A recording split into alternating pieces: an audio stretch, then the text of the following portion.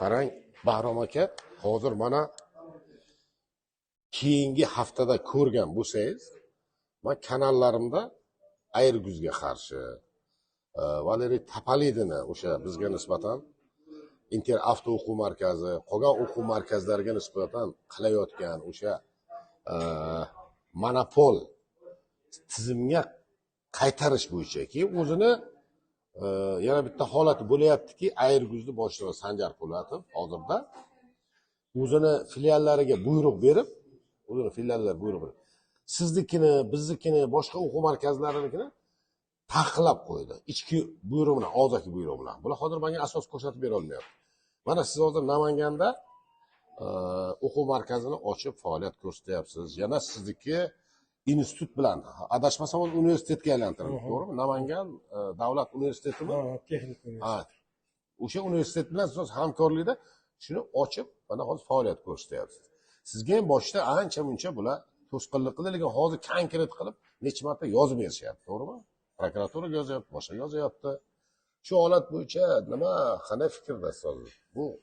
Bularga olib borayotgan ishi sog'lom raqobatga kiradimi yoki qandaydir g'irrom raqobatga kiradimi, yo qo'ldagi bo'lgan vlastdan foydalanib Sanjar Po'latov, Topalidov o'quv markazi kelishib bosim qilayotgan. Hozir hamma bilib turibdi bosim qilayotganini. Shunga siz bir o'zingizni fikringizni bildirsangiz aka. Endi asosiy avtomobil transportida avvalo prezidentimizni bir qancha qabul qilgan qaror va qonunlarga qaraganda biz logistikani qay tarzda rivojlantirayotganmiz, qaysi muhitda, qaysi tarzda nafas olayotganmiz, asli transportchilar bundan to'liq xulosa chiqarish kerak. Xulosa chiqarishdan oldin ular qayerga qarab ketyapmiz?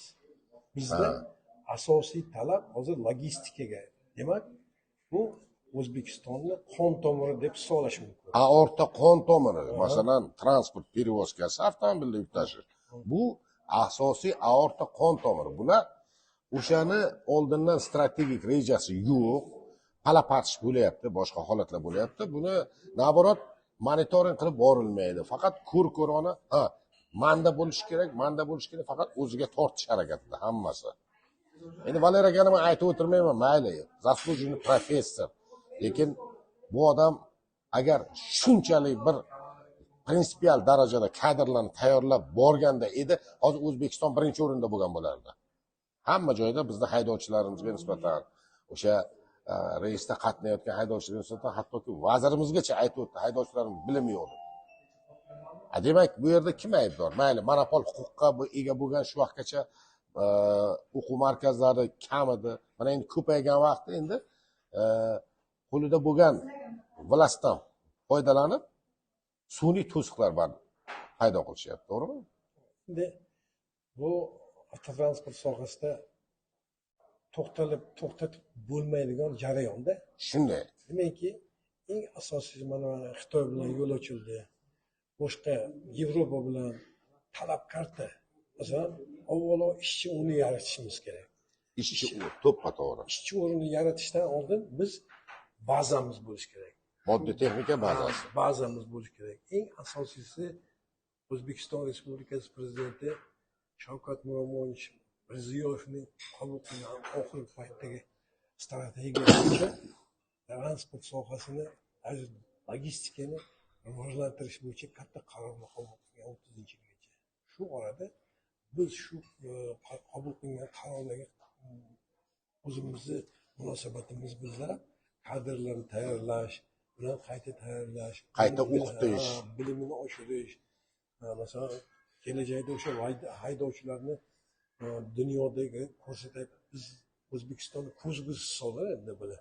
O'sha haydovchilik qilayotganda qaysi chetida bo'lsa ham, demak, bu O'zbekistonni haydovchisi ekan, tartibli ekan degan nuqtai nazarda olib kelib, mukammal tarbiyalab, ularni malakasini oshirishimiz kerak.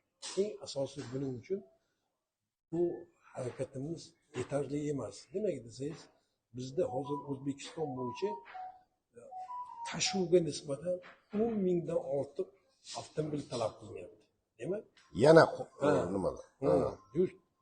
Yuk masalan biz chiqarayotgan eksportga chiqayotgan yuklarni tashish uchun haydovchi kerak.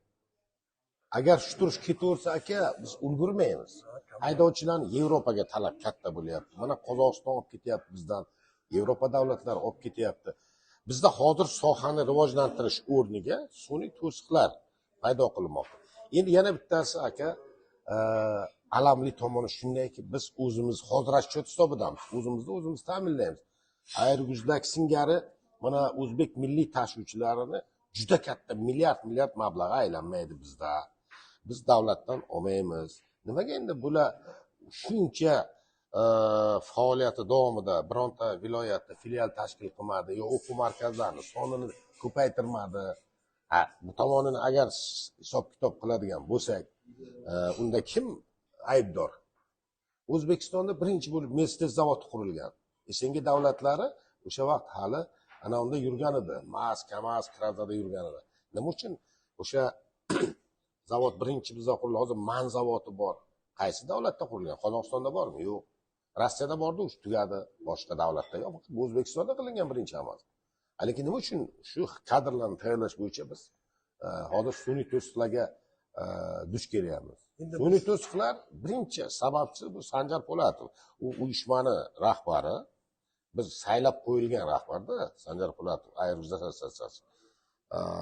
Shuni yana Tapalidi bilan ikkovi monopol bo'lib 100% o'zini qo'liga olmoqchi. Lekin bular ulgurmaydi. Bularda moddiy texnik puli bo'lgan bilan o'shani qanday tashkil qilishga aqli yetmayapti. Hamma Toshkentga kelib o'qish kerak, hamma Toshkentga borish kerak. Viloyatlarda tashkil qilish kerak. Endi mana bir necha yil oldin o'sha 2021-yilda biz shu tashkilot tashkil qilgan bo'lsak, o'quv markazini birodar, biz asosiy bu o'quv markazida olib borayotgan faoliyatimizni yoritib boramiz. O'zimizning saytimiz bor. Saytimizda har bitta o'qitgan haydovchilarimizni qayd qilamiz. Bu QR kod orqali hammasi ko'rinadi. Eng asosiysi biz tashkil qilganmiz viloyat hokimligi haydovchilardan bizga talab chiqqan. Aka, Namanganda transport vositasi juda ko'p.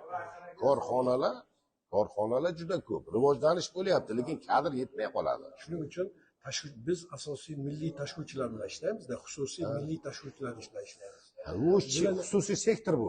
Davlat yordamisiz. Bularni asosiy rivojlanish uchun sizdan biz qattiq qo'l bo'lib, harakat qilib, shu haydovchilarimizni yaxshi tayyorlab, shu to'siqlardan o'ta bilib, ozgina bo'lsa ham bilimimiz bilan qanaqadir nuqtai nazarda eng ta'sirchan narsa bizni milliy tashuvchilarni shu tashuvchi haqiqiy milliy tashuvchi ekan degan nomga ega qilishimiz kerak.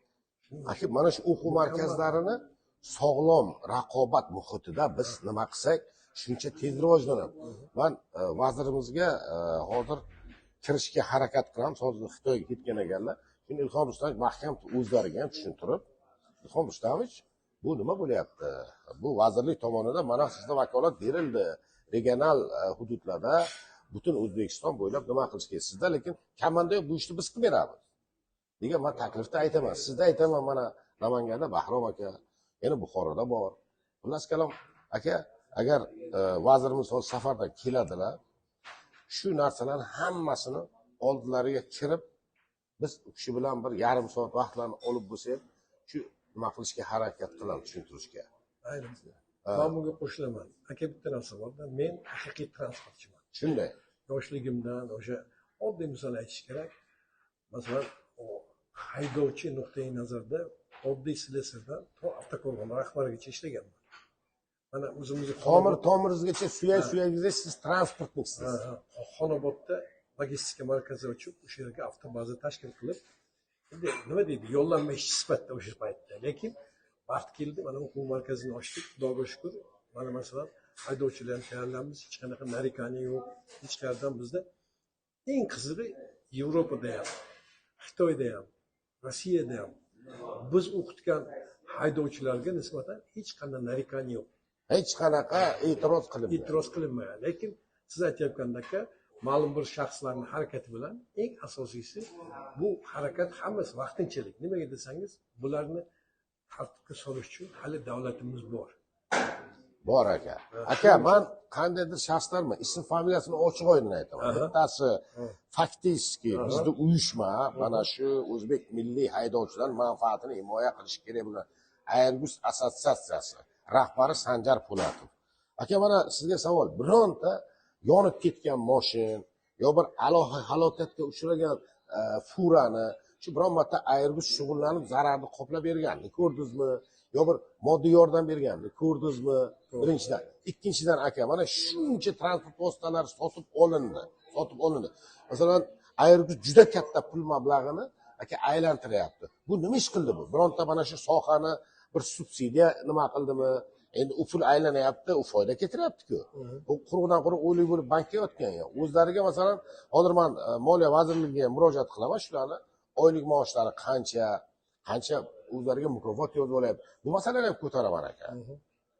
Nima uchun O'zbekistonda hozir mana shu gruzoperevozka sohasida biron bir Airbus tomonidan ish amalga oshirilmayapti? Tapalidini o'quv markazida pul kam deysizmi? Nima uchun ochmayapti viloyatlarda filiallarini? Sabab nima? Hamma Toshkentga kelib o'qish kerak. Vaqtida eplolmay qoldi. Odamlar kelib to'roylab navbatga turdi aka. Navbatga buni o'quv kurslarida o'qish uchun. Bunday holatlarda naborot harakat qilish kerak emasmi? Endi katta bir bozorga kirib boryapmiz, Yevropa bozoriga, Osiyo bozoriga kirib boryapmiz. Endi milliy tashuvchilarni asosiy jamlash, ularni tashkilotchiligini eng asosiysi hamma ishlarni tashkilotchilikda eng asosiysi sizdan menga avvalo kuch-quvvat berish kerak. Sizni bu g'ayratingiz aka u katta haligi maqtovga sazovor. Eng asosiysi bu milliy tashuvchilarimizga nisbatan katta foyda, katta yordam. Men sizga bu ishlaringizda muvaffaqiyat tilayman. Umringiz uzoq bo'lsin. Rahmat.